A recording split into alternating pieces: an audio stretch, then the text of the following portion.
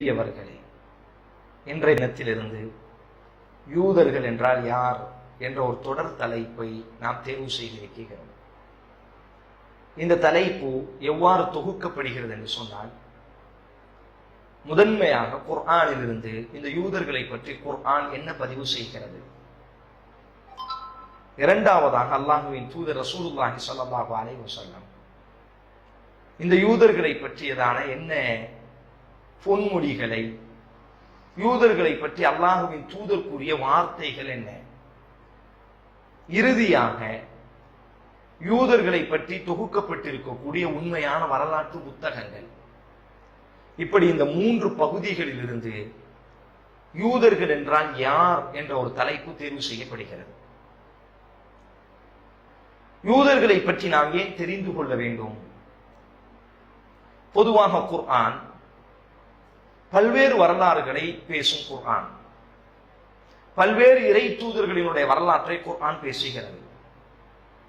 ஆதம் அலைஹிஸ்ஸலாத்தினுடைய வரலாறு, நூஹ் அலைஹிஸ்ஸலாத்தினுடைய வரலாறு, லூத் அலைஹிஸ்ஸலாத்தினுடைய வரலாறு, அதுபோன்று பல்வேறு நல்லடியார்களினுடைய வரலாறையும் குர்ஆன் பேசும். மரியம் அலைஹிஸ்ஸலாம், ஆசியா அலைஹிஸ்ஸலாம், இப்படி சூரா கஹ்ஃபினுடைய அந்த வாலிபர்கள், நல்ல வாலிபர்கள், இப்படி குர்ஆன் பல்வேறு வரலாறுகளை பதிவு செய்தாலும் கூட ஒரே ஒரு வரலாற்றை குர்ஆன் அதிகமாகவே பேசுகிறது. அது யாரினுடைய வரலாறு என்று நாம் எடுத்துக்கொண்டால், நாம் என்ன தலைப்பிட்டு இருக்கிறோமோ, யூதர்கள் என்றால் யார் என்று நாம் தலைப்பிட்டு இருக்கிறோம் அல்லவா, இந்த யூதர்களை பற்றி குர்ஆன் அதிகமாகவே குர்ஆன் பேசுகிறது. ஒரு அத்தியாயத்தில் பேசிய அதே வரலாற்றை சூரா பக்ராவில் அல்லாஹ் யூதர்களை பற்றி பேசி இருப்பான். சூரா ஆல இம்ரானிலும் அல்லாஹ் பேசுவான். சூரா மாயிதாவில் அல்லாஹ் பேசுவான். சூரா தௌபாவில் அல்லாஹ் பேசுவான். சூரா நூஹில் அல்லாஹ் பேசுவான். சூரா ஹூதில் அல்லாஹ் பேசுவான். சூரா யூசுப், சூரா மரியம், சூரா பனி இஸ்ராயீல், சூரத்து தாஹா, இப்படி குர்ஆனினுடைய பல்வேறு அத்தியாயங்களில் அல்லாஹ் இந்த யூதர்களை பற்றி பேசிய வரலாற்றையும் கூட திரும்ப திரும்ப அல்லாஹ் பேசுவார். அதற்கு ஒரு காரணம் என்னவென்றால், இந்த யூதர்களை பற்றி நாம் உண்மையிலேயே படிக்க வேண்டும். இவர்கள் யார்? இவர்களினுடைய பண்புகள் என்ன? இவர்களிடத்தில் இருந்த தவறான குணங்கள் என்ன? இவர்கள் இந்த உலகத்தில் செய்து கொண்டிருக்கக்கூடிய அட்டூழியங்கள் என்ன என்பதை நாம் படித்துக் கொண்டால் மட்டும்தான் இவர்களினுடைய சூழ்ச்சியிலிருந்து நாம் நம்மை தற்காத்துக் கொள்ள முடியும் என்பதை உணர்ந்தவனாகத்தான் அல்லாஹ் இந்த யூதர்களினுடைய வரலாற்றை தொடர்ச்சியாகவே அல்லாஹ் பேசுகிறார். குர்ஆனில் அல்லாஹ் ஒரு இடத்தில் இந்த யூதர்களை பற்றி என்ன சொல்வான் என்றால், லதஜிதன்ன அஷத்தன் நாசி அதாவத்தல் லில்லதீன ஆமனுல் யஹூத், அல்லாஹ்வை நம்பக்கூடிய அந்த இறை நம்பிக்கையாளர்களிடத்தில் இந்த யூதர்கள் கடுமையாகவே நடந்து கொள்வார்கள், எதிரியாகவே நடந்து கொள்வார்கள் என்று அல்லாஹ் ஒரு இடத்தில் பேசுகிறார். நம்முடைய எதிரி என்பதாக இறை நம்பிக்கையாளர்களை எதிரியாகவே காண்பார்கள் என்பதாக குர்ஆனில் அல்லாஹ் இந்த யூதர்களை அறிமுகப்படுத்துவதினால் எம்முடைய எதிரியை பற்றி நாம் தெரிந்து கொள்வது மிக முக்கியம். எம்முடைய நண்பர்களை பற்றி, என்னுடைய தோழனை பற்றி, என்னுடைய நேசனை பற்றி தெரிந்து கொள்வது எந்த அளவிற்கு அவசியமோ அதைவிட மிகப்பெரிய அவசியம் என்னுடைய எதிரி யார் என்பதை நாம் முதலில் தெரிந்து கொள்ள வேண்டும். ஏன் அல்லாஹ் இந்த வார்த்தையை சொல்ல வேண்டும்? ஆமனுல் யஹூத், ஆமனு அதாவது ஈமான் கொண்ட இறை நம்பிக்கையாளர்களிடத்தில் யூதர்கள் கடுமையாக நடப்பார்கள் என்று அல்லாஹ் சொல்ல வேண்டிய அவசியம் என்ன? இவர்கள் நமக்கு எதிராக செய்யக்கூடிய சூழ்ச்சிகளை, திட்டங்களை எல்லாம் நாம் தெரிந்து கொள்ளும் பட்சத்தில் தான் இவர்களினுடைய சூழ்ச்சியிலிருந்து நம்மை நாம் தற்காத்துக் கொள்ள முடியும், நம்முடைய தலைமுறைகளையும் நாம் தற்காத்துக் கொள்ள முடியும். என் அன்பு சகோதரர்களே, இவர்களினுடைய வரலாறு எங்கே உருவாகிறது என்று சொன்னால், யூதர்கள் எங்கிருந்து இவர்கள் உருவாகுகிறார்கள் என்று நாம் படித்தால் 3000 ஆண்டுகளுக்கு முன்னால் இவர்களினுடைய வரலாறோடு நாம் பயணிக்க வேண்டும். இப்பொழுது நாம் அமர்ந்திருப்பதிலிருந்து ஒரு 3000 ஆண்டுகளுக்கு பின்னால், 3000 ஆண்டுகளுக்கு முன்னால் நாம் பயணம் செய்தால் மட்டும்தான் இவர்களை பற்றி நாம் தெரிந்து கொள்ள முடியும். இவர்களினுடைய குணங்களை பற்றி நாம் தெரிந்து கொள்ள முடியும். இப்ராஹிம் அலைஹிஸ்ஸலாம் இறை தூதர்களினுடைய தகப்பன் என்று வர்ணிக்கக்கூடிய இப்ராஹிம் அலைஹிஸ்ஸலாம் அவர்களுக்கு அல்லாஹ் 2 ஆண் மக்களை அல்லாஹ் கொடுத்திருந்தார். மூத்த மகன் இஸ்மாயில் அலைஹிஸ்ஸலாம், இளைய மகன் இஸ்ஹாக் அலைஹிஸ்ஸலாம். இந்த இளைய மகன் இஸ்ஹாக் அலைஹிஸ்ஸலாம் வாப்பா இப்ராஹிம் அலைஹிஸ்ஸலாத்தோடு வளர்கிறார்கள். மூத்த மகன் இஸ்மாயில் பிறந்த பொழுது இப்ராஹிம் அலைஹிஸ்ஸலாத்திற்கு 2 மனைவிகள், ஒன்று சாரா மற்றும் ஒன்று ஹாஜர். இந்த ஹாஜருக்கு பிறந்தவர் இஸ்மாயில் அலைஹிஸ்ஸலாம். 2வது மனைவிக்கு பிறந்தவர் தான் இஸ்மாயில் அலைஹிஸ்ஸலாம். முதல் மனைவிக்கு பிறந்தவர் இஸ்ஹாக் அலைஹிஸ்ஸலாம். ஆனா கொஞ்சம் திருமணத்தினுடைய விவகாரத்தை எடுத்துக்கொண்டால் 2வது மனைவிக்கு இஸ்மாயில் பிறந்திருந்தாலும் முதல் குழந்தை இஸ்மாயில் அலைஹிஸ்ஸலாம் தான்.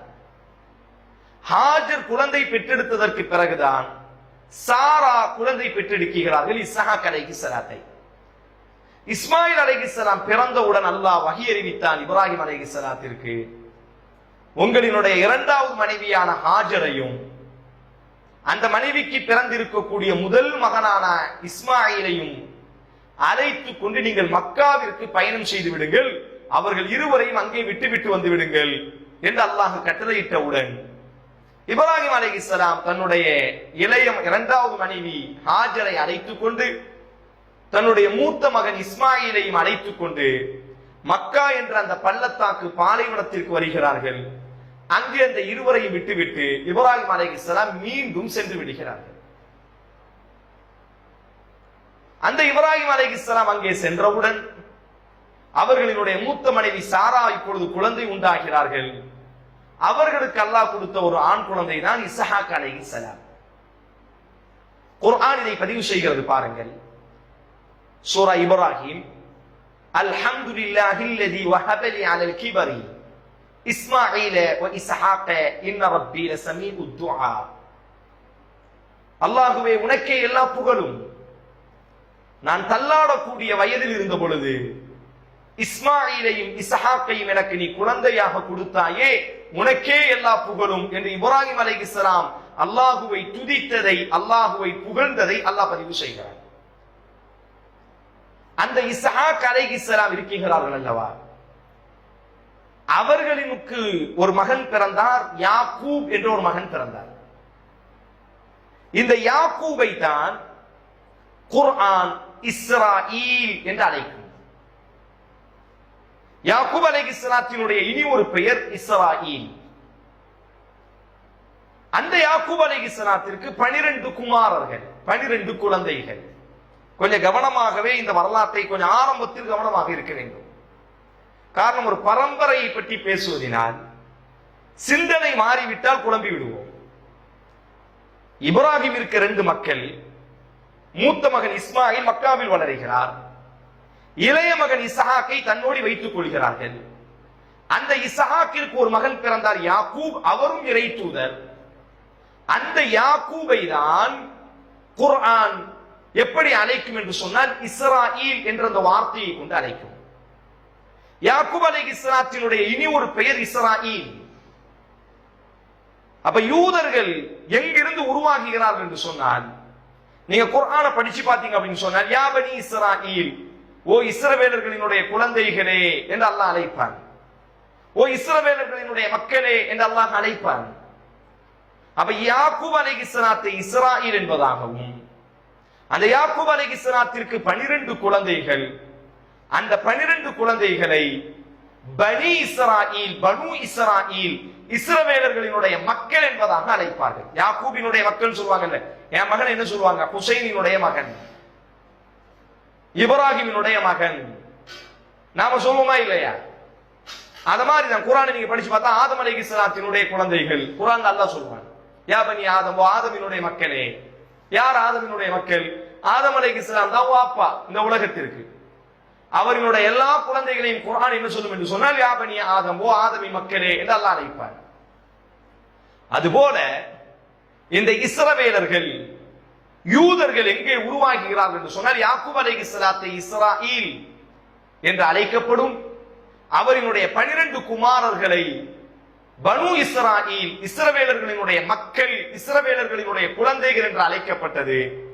இந்த 12 குழந்தைகள் தான் யூத கோத்திரங்களாக உருவாகினார்கள். வரலாறை படித்தவர்களுக்கு தெரியும், குர்ஆனும் கூட இதை உறுதிப்படுத்துகிறது. யூதர்கள் 12 கோத்திரங்களாக இருந்தார்கள், 12 கிளைகளாக, கூட்டங்களாக இருந்தார்கள். என்ன 12 கோத்திரம், 12 கிளைகள்? யாக்கூப் அலைஹிஸ்ஸலாத்திற்கு 12 குழந்தைகள். இந்த 12 குழந்தைகளை பனு இஸ்ராயீல், இஸ்ரவேலர்களினுடைய மகன்கள் என்று அழைக்கப்பட்டது. இந்த 12 நபர்கள் தான் யூதர்கள் என்பதாக பொதுவாக அழைக்கப்பட்டது. இவர்களிடத்திலிருந்து தான் வரலாறு உருவாகிறது.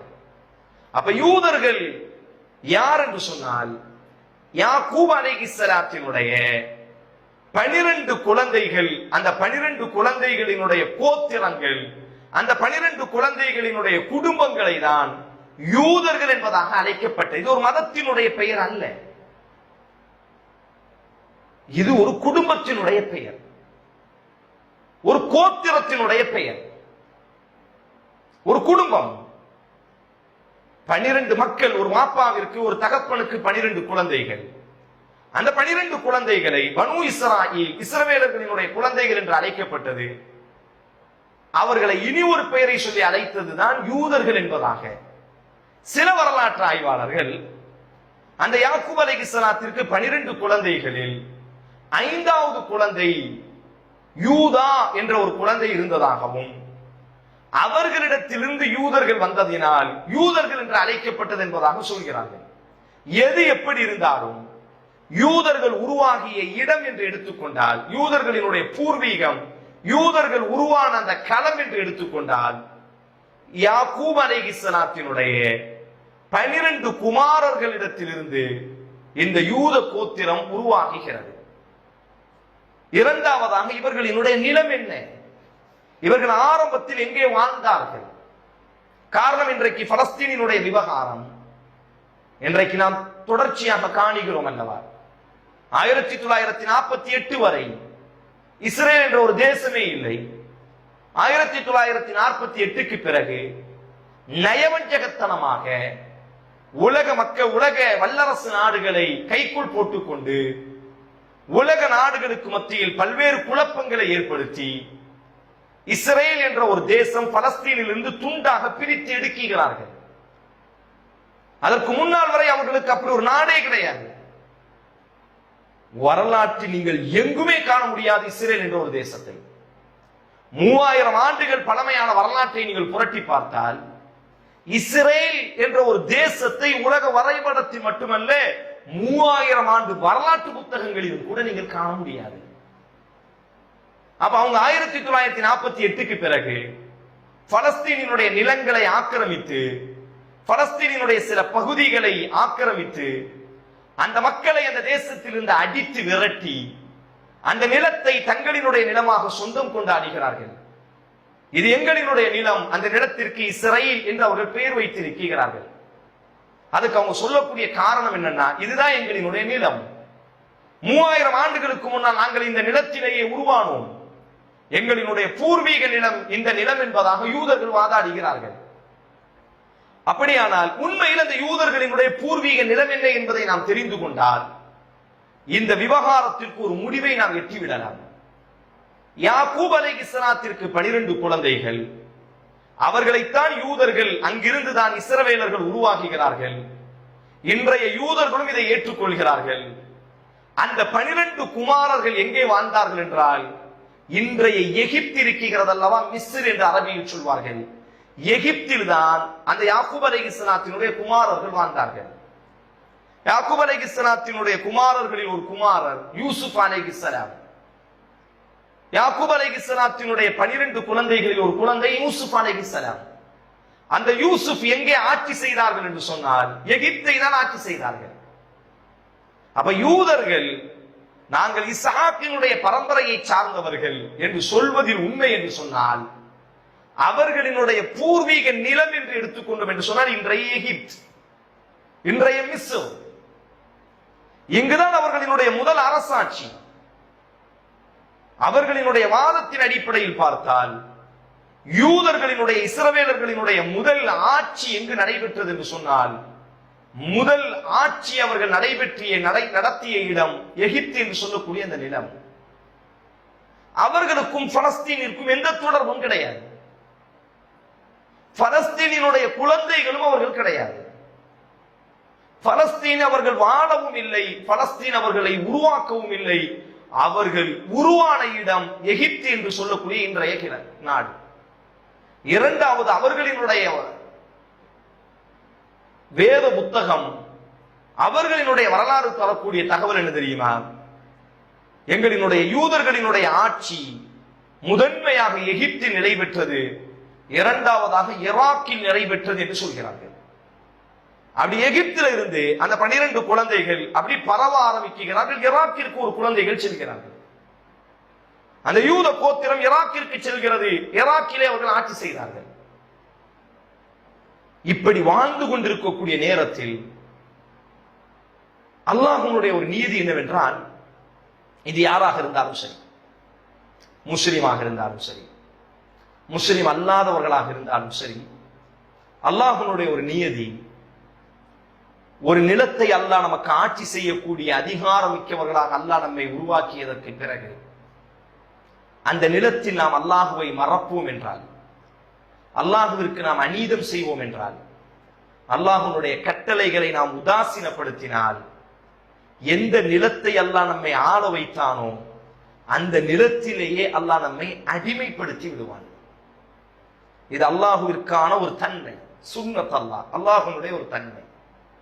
ஒரு நிலத்தை அல்லாஹ் நம்ம கையில கொடுத்து அதிகாரம் செலுத்தக்கூடிய இடத்தில் அல்லாஹ் நம்மை வைத்திருக்கும் பொழுது அல்லாஹுவை துதித்துக் கொண்டு அல்லாஹ்வுடைய கட்டளைகளை நிறைவேற்றக்கூடியவர்களாக இருக்க வேண்டுமே தவிர, நிலம் கிடைத்து விட்டது, எங்களை யார் கேட்க முடியும் என்ற அந்த மமதையில், அந்த பெருமையில் அல்லாஹுவின் கட்டளைகளை உதாசீனப்படுத்தினால், எந்த நிலத்தை நாம் ஆட்சி செய்தோமோ அந்த நிலத்திலேயே அல்லாஹ் நம்மை அடிமைப்படுத்தி விடுவான். இதை நீங்க ரொம்ப பெரிய அளவுக்கு ஆராய்ச்சி செய்ய வேண்டாம். குர்ஆன்ல அல்லாஹ் ஒரு அழகான வார்த்தை சொல்கிறான் பாருங்க. தாவூத் அலைஹிஸ்ஸலாத்திற்கு இறக்கப்பட்ட அந்த ஜபூர் என்ற அந்த வேதத்தில் அல்லாஹ் சொன்னான், வலக்கத் கதப்னா ஃபிஸ் ஜபூரி மின் பஅதி ذிக்ர் அன்னல் அர்த யரிசுஹா இபாதியஸ் ஸாலிஹூன். சூரா ஹஜ் என்ற, சூரா முஃமின் என்ற அந்த அத்தியாயத்துல, சூரா அம்பியா என்ற அந்த அத்தியாயத்துல அல்லாஹ் சொல்லக்கூடிய ஒரு வார்த்தை. தாவூத் அலைஹிஸ்ஸலாத்திற்கு இறக்கப்பட்ட அந்த ஜபூர் என்ற வேதத்தில் இந்த கட்டளை இருந்ததாம். என்ன கட்டளை? இந்த நிலம் இறை நம்பிக்கையாளர்கள் ஆளக்கூடிய நிலமாக நாம் உருவாக்குவோம் என்று அல்லாஹ் சொன்னாராம். வலக்கத் கதப்னா ஃபிஸ் ஜபூர் மின் பஅதி ذிக்ர் அன்னல் அர்த யரிசுஹா இபாதியஸ் ஸாலிஹூன். நிலங்களை அல்லாஹுவை அஞ்சக்கூடியவர்கள், அல்லாஹுவை நம்பக்கூடியவர்களே நிலங்களினுடைய ஆட்சியாளர்கள் என்று அல்லாஹ் பதிவு செய்கிறார். அப்போ ஒரு நிலத்தை அல்லாஹ் யாருக்கு கொடுப்பான் என்றால், அல்லாஹுவை நம்பக்கூடிய மக்களுக்கு அல்லாஹ் அந்த நிலத்தை ஆட்சி செய்யக்கூடிய சுதந்திரத்தை கொடுப்பான். அல்லாஹுவை நம்பக்கூடிய அந்த மக்கள் அந்த நிலத்தை கிடைத்ததற்கு பிறகு ஒரு நிலத்தை ஆளும் பொழுது, ஆட்சி செய்யும் பொழுது அல்லாஹுவை மறந்து அல்லாஹுவிற்கு எதிராக நடந்தால் அந்த மக்களை அல்லாஹ் அந்த நிலத்திலேயே அடிமையாக ஆக்கி விடுவான். குர்ஆனினுடைய மற்றொரு வசனத்தை பாருங்கள். நீங்கள் அல்லாஹுவை நம்பினால், அல்லாஹுவிற்கு இணைதுணை வைக்காமல் அல்லாஹுவிற்கு வணக்க வழிபாடுகளை நீங்கள் உரித்தாக்கினால், உங்களினுடைய முந்தைய சமூகத்திற்கு நாம் ஆட்சி அதிகாரத்தை கொடுத்ததை போன்று உங்களுக்கும் நாம் ஆட்சி அதிகாரத்தை கொடுப்போம் என்று அல்லாஹ் பதிவு செய்கிறார். இப்ப யார் அல்லாஹுவை நம்புவார்களோ, அல்லாஹுவிற்கு இணைதுணைகளை ஏற்படுத்தாமல் யார் அல்லாஹுவின் கட்டளைகளை ஏற்று நடப்பார்களோ அவர்களுக்கு நாம் நிலங்களை ஆட்சி செய்யக்கூடிய உரிமைகளை கொடுப்போம் என்று அல்லாஹ் பதிவு செய்கிறார். ஷேகுல் இஸ்லாம் இமாம் இப்னு தைமியா ரஹிமஹுல்லாஹ் சொல்கிறார்கள், நீதமான அடிப்படையில் இந்த உலகத்தில் யார் ஆட்சி செய்வார்களோ அல்லாஹ் அவர்கள் ஆட்சிக்கு இன்னும் அல்லாஹ் பரக்கத்து செய்வான்.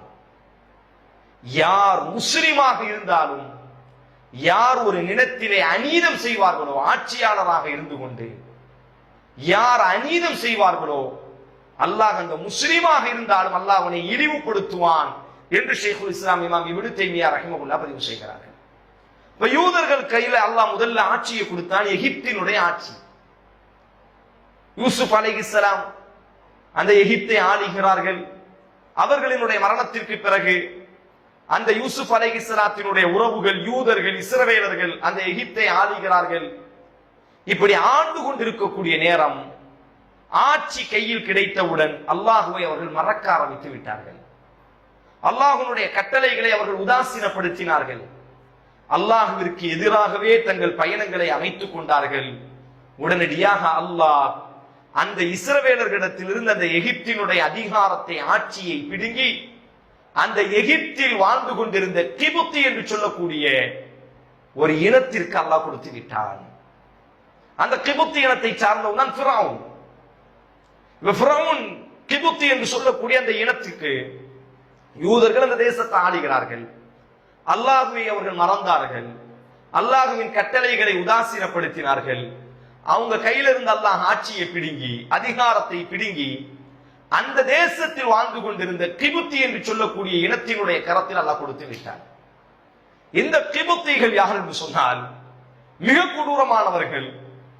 சில வரலாறுகளில் பதிவு செய்யப்படும் எகிப்தினுடைய பிணங்களை அடக்கம் செய்யக்கூடியவர்களாம் அந்த கிபுத்திகள். இவங்க கையில ஆட்சி போனவுடன் இவர்கள் இப்பொழுது அநியாயம் செய்ய ஆரம்பிக்கிறார்கள். இஸ்ரவேலர்களை கொடுமைப்படுத்துகிறார்கள். இவர்களினுடைய கரத்திற்கு இப்பொழுது ஆட்சி செல்கிறது, அதிகாரம் செல்கிறது. இஸ்ரவேலர்களை கொடுமைப்படுத்துகிறார்கள், இஸ்ரவேலர்களை நோவினைப்படுத்துகிறார்கள். அதில் மிக உச்சகட்டமாக அந்த கிபுத்தி இனத்தில் ஃபிரௌன் என்று சொல்லக்கூடிய ஒரு மன்னன் தோன்றுகிறான். இஸ்ரவேலர்களினுடைய ஆண் குழந்தைகளை எல்லாம் கொலை செய்தான். குர்ஆன் பதிவு செய்கிறது, யா பனி இஸ்ராயீல், ஓ இஸ்ரவேலர்களின் மக்களே. 33 இடத்தில் அல்லாஹ் இந்த வார்த்தையை குர்ஆனில் அல்லாஹ் பதிவு செய்வான். உதுகுரு, நீங்கள் நினைத்து பாருங்கள் அல்லாஹ் உங்களுக்கு செய்த அருள்கொடைகளை. எகிப்திலே நீங்கள் வாழ்ந்த பொழுது ஃபிரௌன் உங்கள் குழந்தைகளை கொலை செய்தானே, உங்களுக்கு நோவினைப்படுத்தினானே, அந்த ஃபிரௌனிடத்திலிருந்து அல்லாஹ் உங்களை பாதுகாத்தானே.